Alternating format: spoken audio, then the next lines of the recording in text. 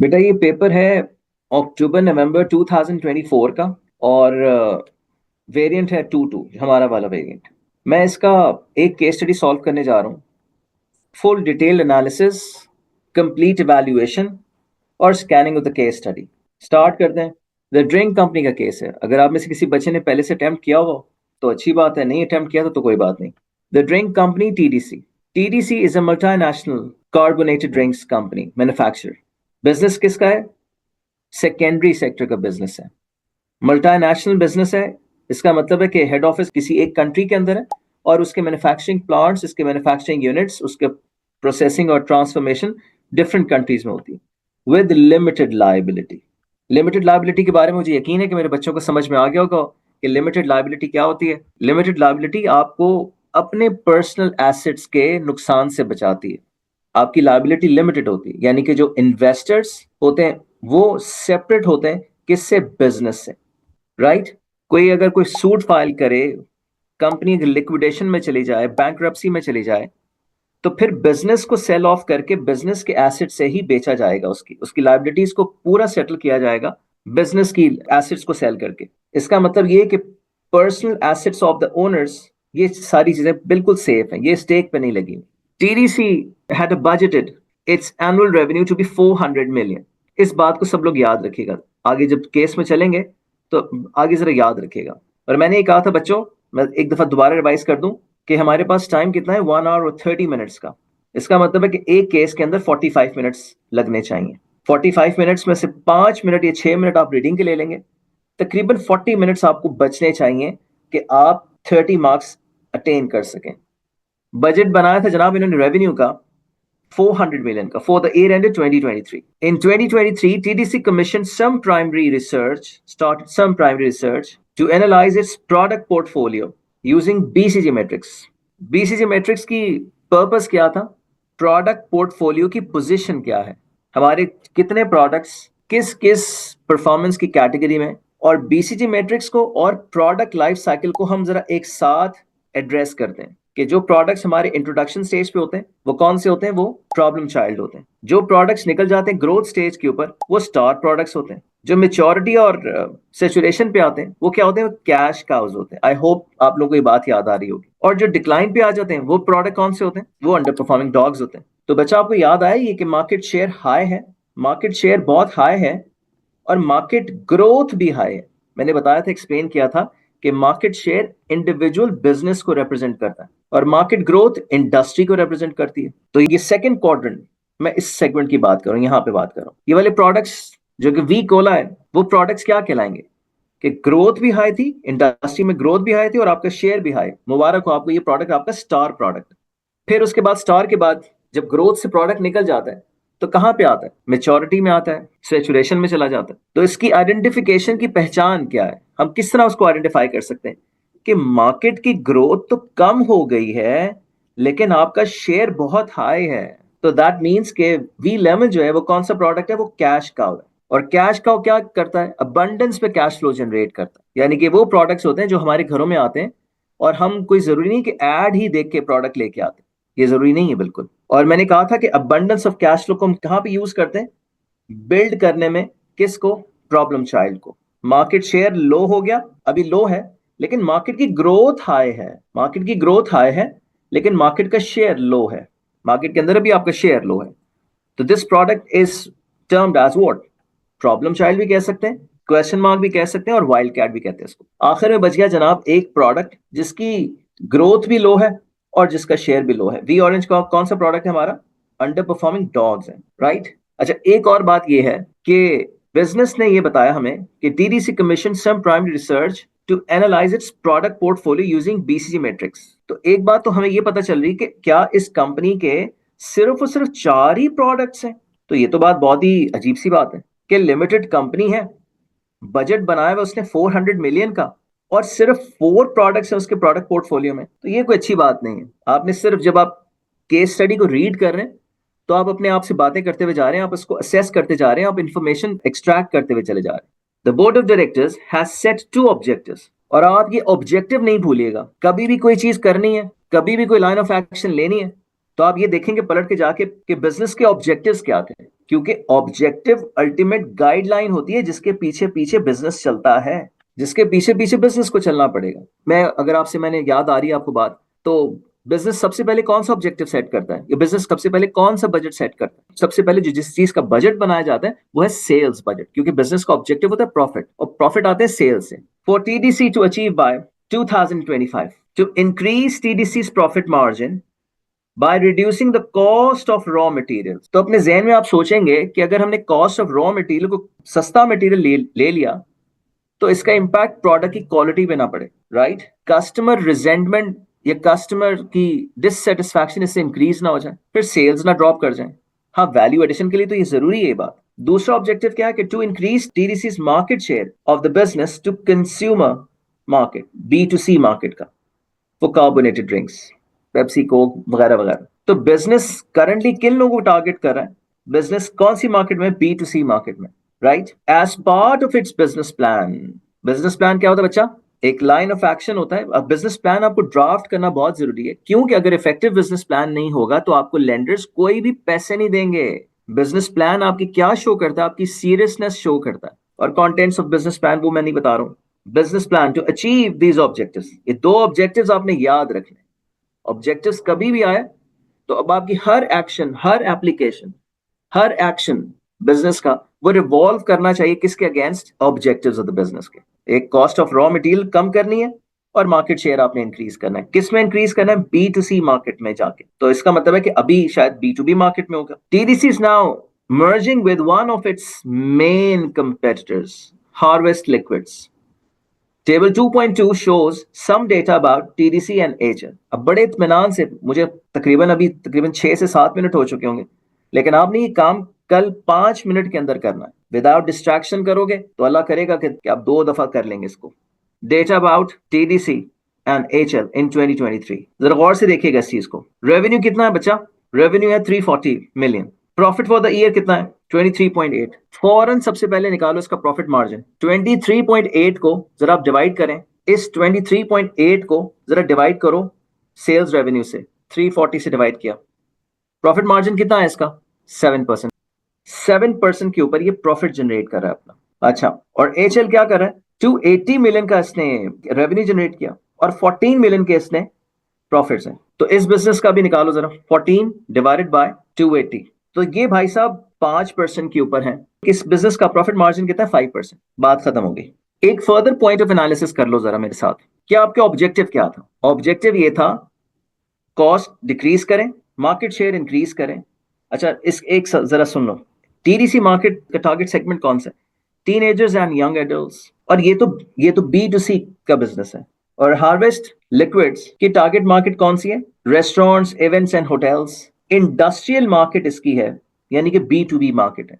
और ये बिजनेस क्या करना चाह रहा है? इस बिजनेस के साथ मर्जर करना चाह रहा है।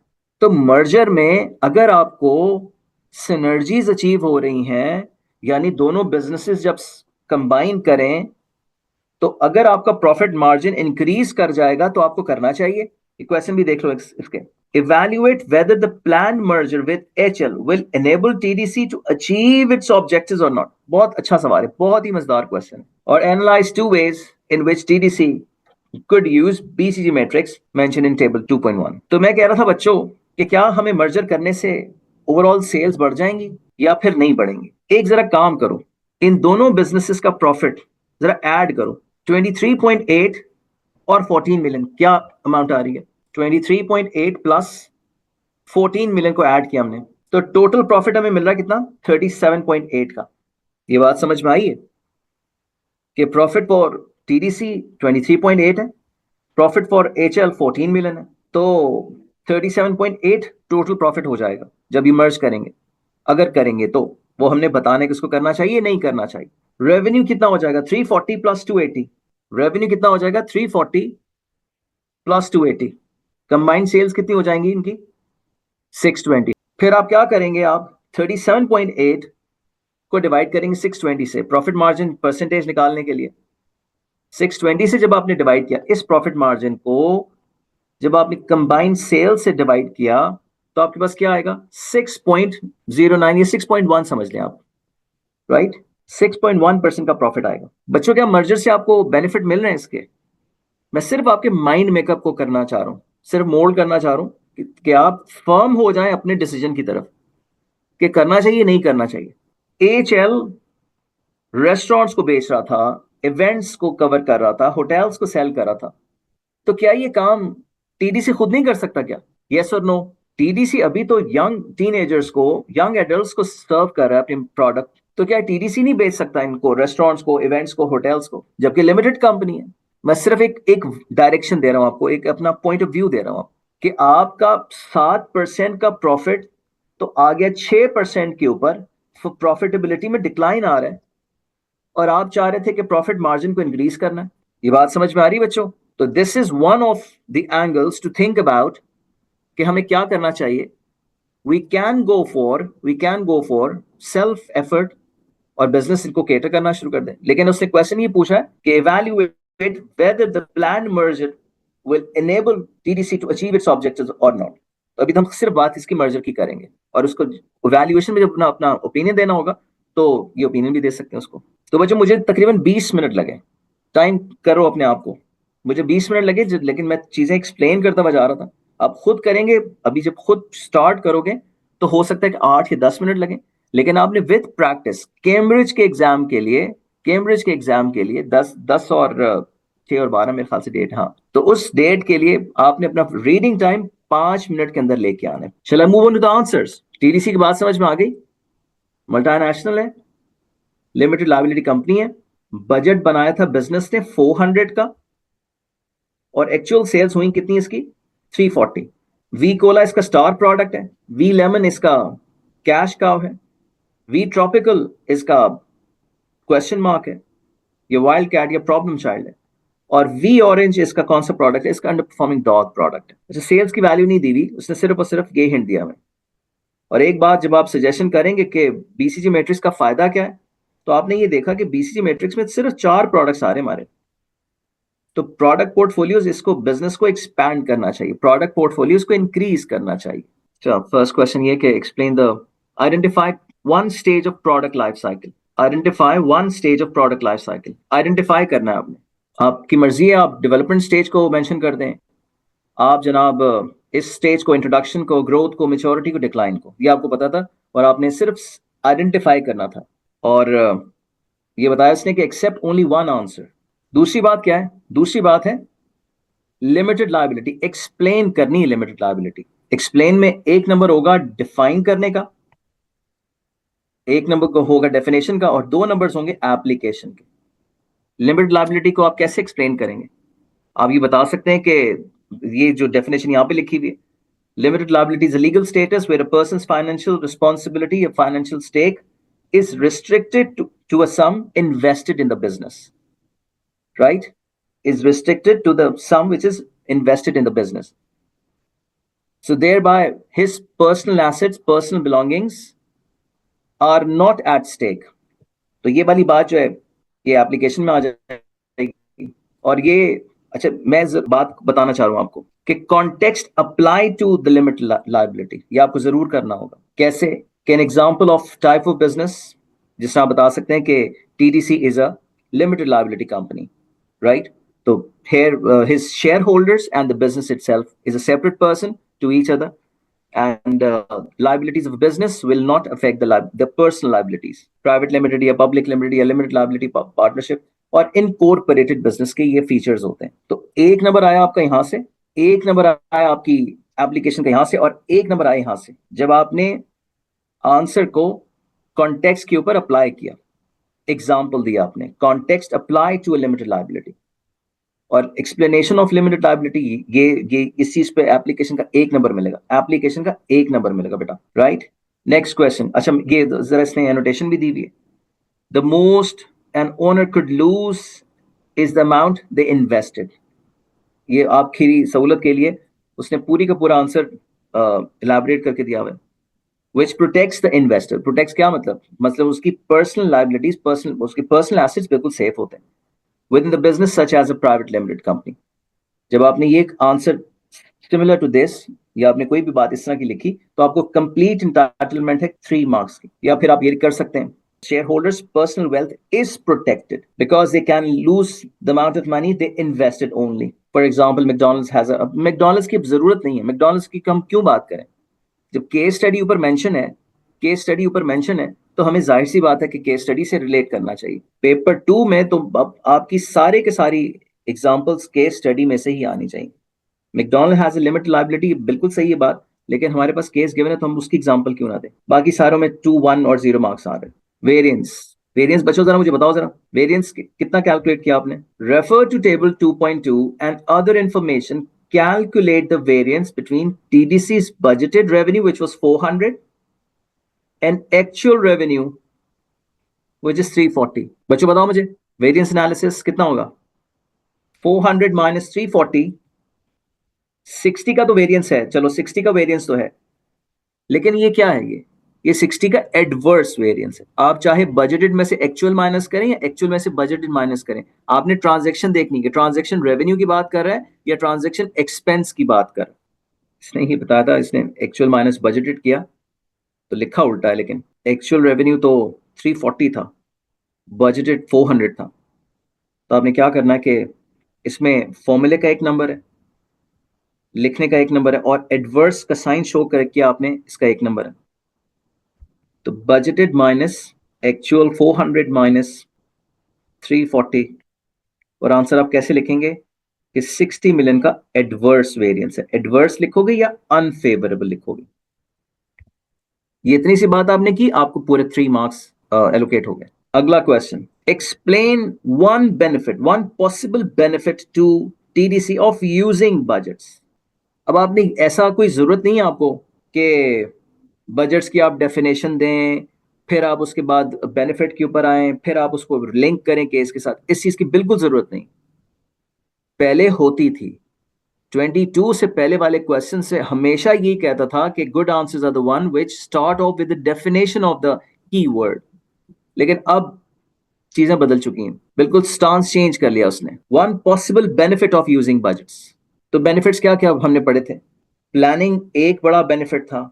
ओवर स्पेंडिंग या अंडर स्पेंडिंग से को अवॉइड करना, वो कैसे हो सकता था? वो एलोकेशन ऑफ रिसोर्सेज से हो सकता था। ये देखो जरा, प्लानिंग इसका एक एडवांटेज है, एलोकेशन ऑफ रिसोर्सेज एडवांटेज है, मोटिवेशन है, कोऑर्डिनेशन से मैंने आपको तफसील से बताई थी बात, कोऑर्डिनेशन वाली बात मैंने तफसील से एक्सप्लेन की थी कि that has to be properly linked with all the departments. Sales department क्या खुद काम कर सकता है? नहीं, इसको डिपेंड करना पड़ेगा किसके ऊपर? प्रोक्योरमेंट डिपार्टमेंट के ऊपर। रॉ मटेरियल परचेज का क्या आएगा? Raw material department production department पे, और सारे के सारे डिपार्टमेंट्स फाइनेंस डिपार्टमेंट पे डिपेंड कर रहे होते। तो इसका मतलब है कि interlinking, coordination, collaborative team work, ये इसका एडवांटेज है किस चीज का? बजटिंग का। और एज अ रिजल्ट आप परफॉर्मेंस अप्रेजल भी कर सकते हैं, परफॉर्मेंस अपने टारगेट्स को रीअसेस भी कर सकते हैं।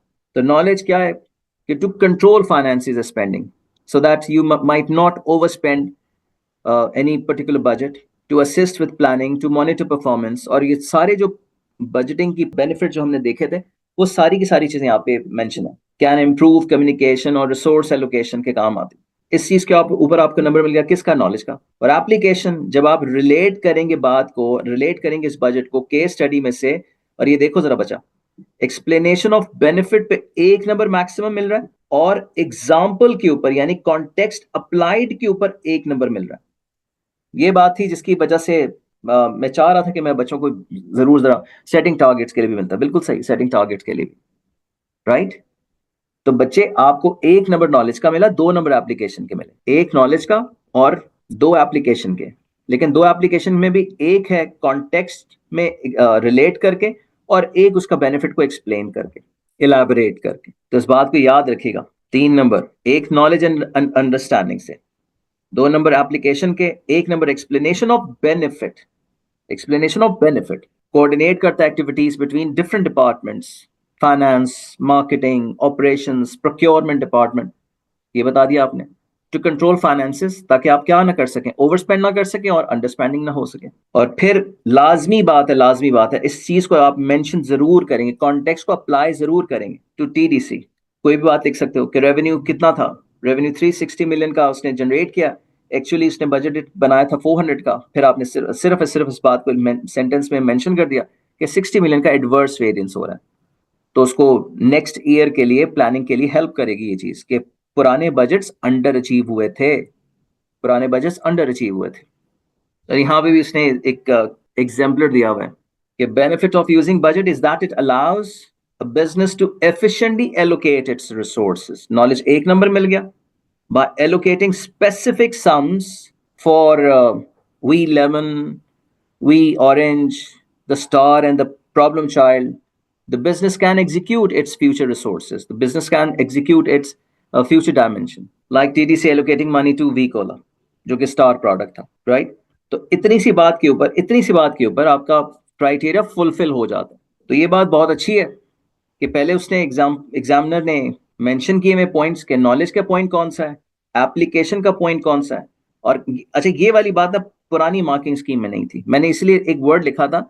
मैंने आपको जब अपना लिंक ड्राइव को प्रोवाइड किया तो मैंने लिखा था उनको सिर्फ आंसर्स को रीड कर लें, सिर्फ for your reference only, for your reference only मैंने बताया था, क्योंकि ये वाली चीजें पुरानी मार्किंग स्कीम में नहीं मिलती। और अभी बच्चों हमारे पास टारगेट कितना है कि 23 24, अब तक तो आपकी बात रट चुकी होगी कि 7 पेपर्स यहाँ से सॉल्व करने, 7 पेपर्स 24 से सॉल्व करने। और जितने हमारे पास दिन है तो आप एक दिन भी बैठे और आप एक पूरा पेपर सॉल्व कर सकते हैं, एक पूरा paper. Context apply to limitation of budget for, मतलब एग्जाम्पल को आप रिलेट करेंगे केस से। अब आ गया जनाब एक क्वेश्चन जो कह रहा था हमसे 8 मार्क्स के लिए, analyse 2 ways in which TDC could use BCG matrix, Boston consulting group या बोस्टन मैट्रिक्स। 2 नंबर के लिए नॉलेज, 2 नंबर के लिए एप्लीकेशन और 4 नंबर का एनालिसिस। बहुत अच्छा क्वेश्चन है, आसान है क्वेश्चन। और जब ये आप सॉल्व करते चले जाएंगे ना तो आपको अंदाजा हो जाएगा, आहिस्ता आहिस्ता आहिस्ता आपकी लेवल ऑफ डिफिकल्टी या आपकी कॉम्प्रिहेंशन का स्किल वो आहिस्ता आहिस्ता बढ़ाता है।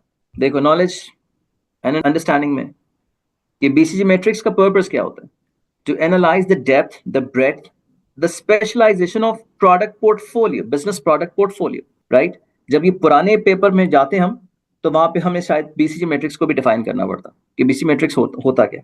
लेकिन आप सिर्फ अब टू द पॉइंट बात करें ताकि क्या कर सकें, हम मैनेज कर सकें अपने प्रोडक्ट्स को। हमने प्रोडक्ट की पोजिशनिंग चेंज करनी है, किसी प्रोडक्ट को चेंज करना है। हम अपने डॉग्स को क्या करते हैं, हम डाइवर्स्ट करते हैं, प्रॉब्लम चाइल्ड्स को बिल्ड करते हैं, स्टार्स को क्या करते हैं बच्चों, स्टार्स को क्या करते हैं, और कैश काउस को क्या करते हैं बच्चों, स्टार्स को होल्ड करते हैं। और कैश काउस को क्या करते हैं, कैश काउस को मिल्क करते हैं। ठीक, कैश काउस को मिल्क, की बात अच्छी तरह से समझ लो। स्टार्स को होल्ड करते हैं, प्रॉब्लम चाइल्ड्स को बिल्ड करते हैं। बिल्ड क्यों करते हैं, ताकि वो ये स्टार में कन्वर्ट हो जाए।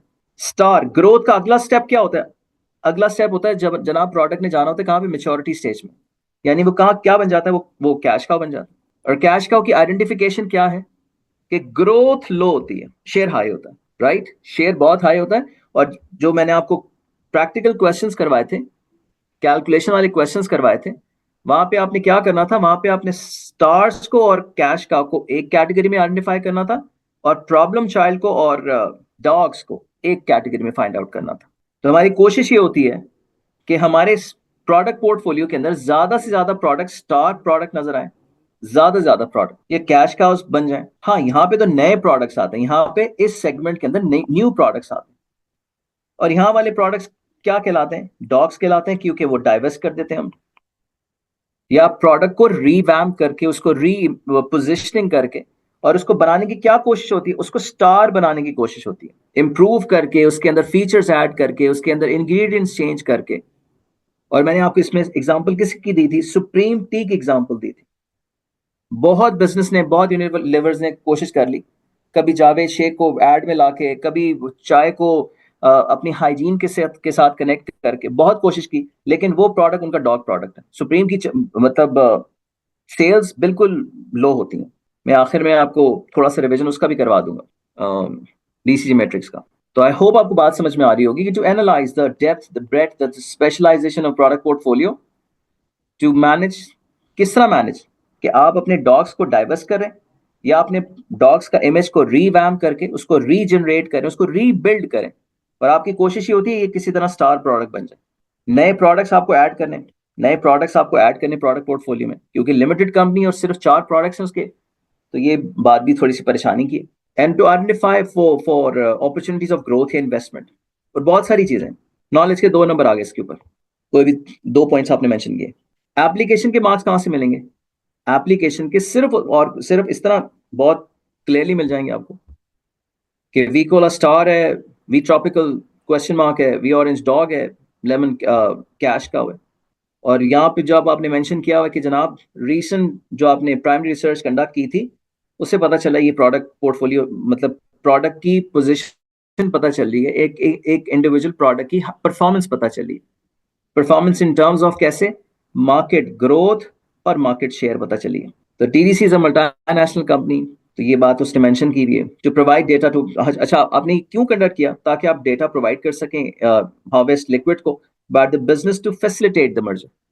मर्जर बहुत ही पेन टेकिंग काम है।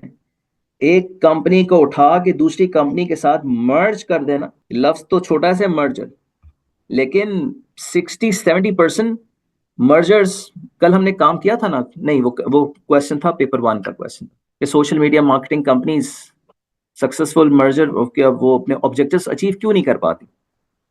तो हमने ये बताया था कि भाई तकरीबन स्टैट्स शो करते हैं कि मार्केट रिसर्च शो करती है कि 50 से 60% फेल होते हैं। लीडरशिप का डिफरेंस होता है, कल्चर का डिफरेंस होता है, वर्क फोर्स जो वहां पे काम कर रही है उनकी नॉलेज का डिफरेंस होता है, उनकी वर्किंग स्टाइल का डिफरेंस होता है। एप्लीकेशन के मार्क्स हो गए। अब आ जाओ बच्चों यहाँ पे कि 2 और मोर चेन ऑफ लिंक्स आपने शो करने हैं। चेन ऑफ लिंक्स मतलब ये होगा तो ये होगा, ये होगा और ये होगा, ये होगा, that leads to this outcome as a result of this will happen. तो आपको चेन ऑफ एनालिसिस शो करनी है, आपको फर्दर एनालिसिस करना है, आपको डेवलप्ड एनालिसिस करना है, सारे एक ही चीज के नाम है। तो आप ये कह सकते हैं कि भाई इस एनालिसिस की वजह से बिजनेस के प्रोडक्ट पोर्टफोलियो की मतलब बिजनेस किन चीजों में स्पेशलाइज कर रहा है। कुछ उसके प्रोडक्ट्स की परफॉर्मेंस ज्यादा अच्छी होती है, कुछ प्रोडक्ट्स की परफॉर्मेंस कम अच्छी होती है, कोई रेवेन्यू ज्यादा जनरेट करके देते हैं, तो इसी वजह से तो हम सेगमेंटेशन करते हैं। और बिजनेस प्रोडक्ट पोर्टफोलियो की डेफिनेशन याद आई बच्चों? Only 4 products with in TDC portfolio may mean that business will need to increase its product portfolio to increase sales. तो एनालिसिस का पहला पार्ट ये था, need to increase its product portfolio, ताकि which will lead to what? Increase sales. Further analysis क्या होगा इसका? ये भी चेन ऑफ एनालिसिस है। और चेन ऑफ एनालिसिस कोई बच्चा बता सकता है कि इसके आगे एक चेन ऑफ एनालिसिस और भी आ सकती है? 2-3 और आ सकते हैं, लेकिन एक पर्टिकुलर एंगल से मैं बात कर रहा हूं, मैं ऑब्जेक्टिव को सोच रहा हूं, which will enable TDCs to meet and achieve its objectives, right? या ये भी काम हो सकता है to enable businesses to move to stars, to focus marketing spending on, और ये product portfolio analysis का एक basic reason होता है। We tropical का market share to a star, to increase revenues, to increase profit, और increase profit के बाद अगली बात क्या है कि so that the business objectives can be met or achieved, to increase TDC's market share of the business। मैंने पहले कहा था कि बच्चों इसने ऑब्जेक्टिव्स आपके बता दिए। आप जब भी कोई केस पढ़ रहे होते हैं, जब भी आप कोई केस पढ़ रहे होते हैं, तो आपको ये अंडर द लाइंस रीड करना होता है।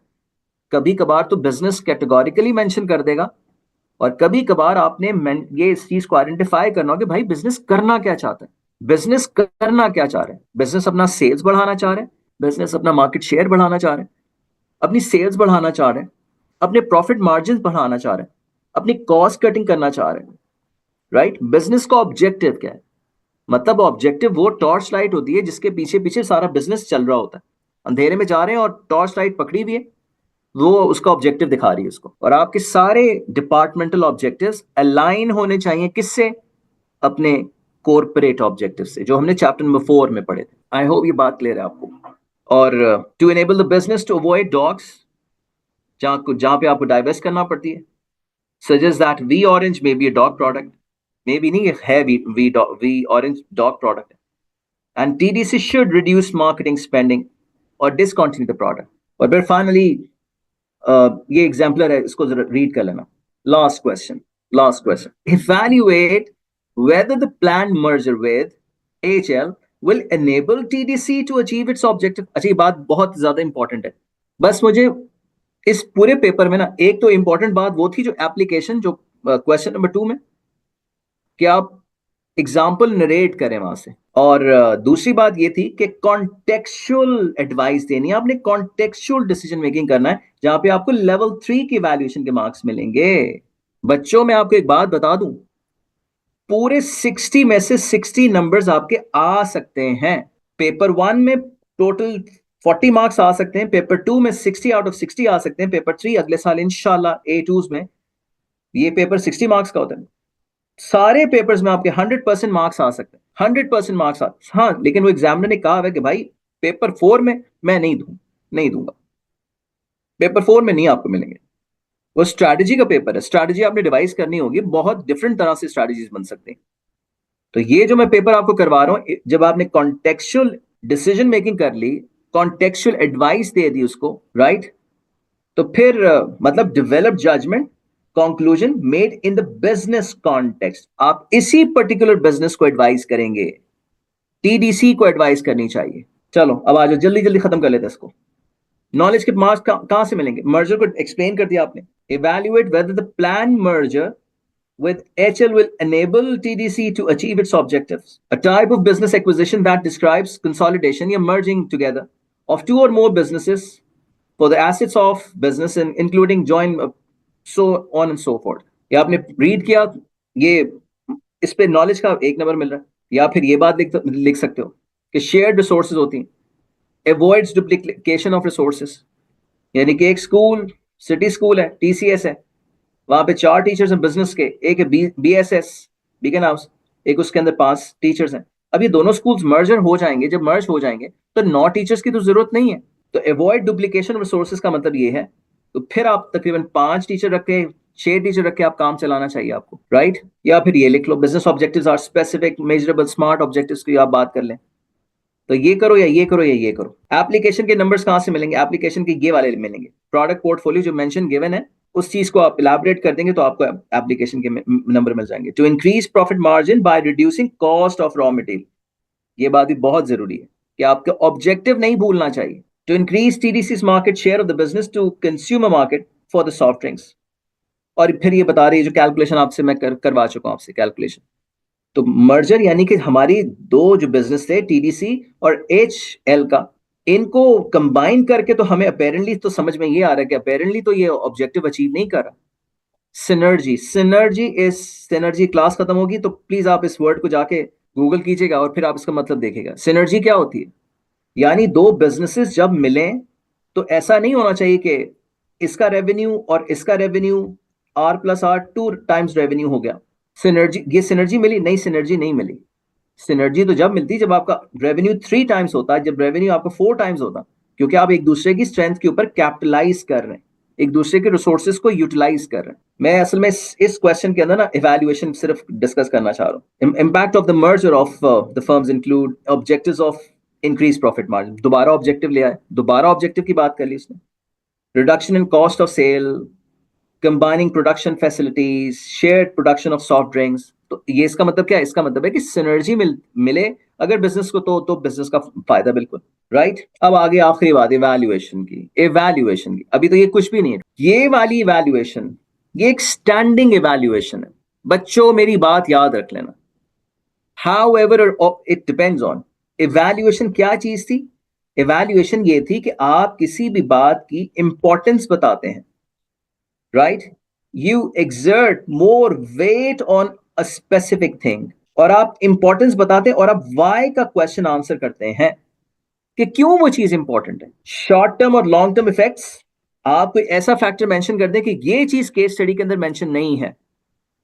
मिसिंग इंफॉर्मेशन, मिसिंग इंफॉर्मेशन, ये इंफॉर्मेशन केस स्टडी के अंदर मिसिंग है, राइट। और अगर ये चीज प्रोवाइडेड होती तो आप probably you would have changed your opinion। और इसके आखिरी बात मैंने ये कही थी कि however it depends on, however it depends on, किस चीज पे डिपेंड करता है? एक्सटर्नल एनवायरनमेंट पे डिपेंड करता है। तो इसको मर्ज करना चाहिए, नहीं मर्ज करना चाहिए, ऑब्जेक्टिव्स अचीव होंगे या नहीं होंगे। तो फाइनल इवैल्यूएशन किस चीज पे डिपेंड करती है? एक्सटर्नल एनवायरनमेंट पे, इकोनॉमिक कंडीशंस के ऊपर। मसलन दुनिया में बहुत सारे, कोई 3-4 प्रोडक्ट्स के तो आप नाम ले सकते हैं कि वो प्रोडक्ट बहुत ही आउटस्टैंडिंग प्रोडक्ट्स थे, लेकिन वो लॉन्च हुए थे कब? Just at the time of Covid. तो इतना अच्छा प्रोडक्ट, इतने अच्छे फीचर्स सैमसंग के फोन के, और वो लॉन्च हुआ था किस वक्त? जब आपका कोविड आ गया। तो क्या उसकी सेल्स आपको अपरूटेड सेल्स मिली होंगी आपको? नहीं, बिल्कुल। इकोनॉमिक कंडीशंस पे डिपेंड करता है, एनवायरमेंटल, एक्सटर्नल एनवायरमेंट पे डिपेंड करता है। Competitive structure of the soft drink market के ऊपर डिपेंड करता है, टाइम स्केल ऑफ ऑब्जेक्टिव्स के ऊपर कि क्या आपने अचीव करना था, किस टाइमलाइन पे अचीव करना था, strategies already implemented by the board of directors, इस चीज पे भी डिपेंड करता है, राइट? तो ये पॉइंट्स कौन से हैं? ये पॉइंट स्टैंडिंग इवैल्यूएशन है, राइट? और मैं जिस चीज की बात कर रहा था, लेवल 1, लेवल 2, लेवल 3, बच्चों कितनी जबरदस्त बात की हुई है कि उसने बता दिया कि हाँ इसको करना चाहिए। Yes, the merger will help TDC achieve its objectives by quickly increasing productive capacity, enabling it to increase its sales and market share. हाँ ये करना चाहिए इसको, लेकिन इवैल्यूएशन सिर्फ ये नहीं है, इवैल्यूएशन के अंदर ये भी शामिल है, ये भी शामिल है। नहीं अगर करना चाहिए तो क्यों नहीं करना चाहिए? It won't help TDC achieve its objective of increasing market sales share. आपने देख लिया कि जो मार्केट शेयर वो अचीव करना चाह रहा था, वहां पे तो उस बेचारे को प्रॉफिट मार्जिन उसके ड्रॉप डाउन हो गए 6.1% के ऊपर, जबकि वो खुद तो 7% के ऊपर बैठा हुआ था, तो प्रॉफिट तो नीचे आ गए थे। तो नो, इसको नहीं करना चाहिए। Objective of increasing market share वो अचीव नहीं करा। हाउएवर, ये स्टैंडिंग इवैल्यूएशन का मेथड बता रहा हूं बच्चों। However, it depends on whether the merger will achieve the objective depends on, however it depends on, पहले पॉजिटिव में गए, फिर नेगेटिव साइड आ गई, फिर आ गया however it depends on। क्या बिजनेस के पास इनफ सेविंग्स हैं, रिटेन प्रॉफिट है? क्योंकि जब आप फर्म्स को मर्ज कर रहे होते हैं तो आपको लॉट ऑफ कॉस्ट भी इन्वॉल्व होती है इसके अंदर।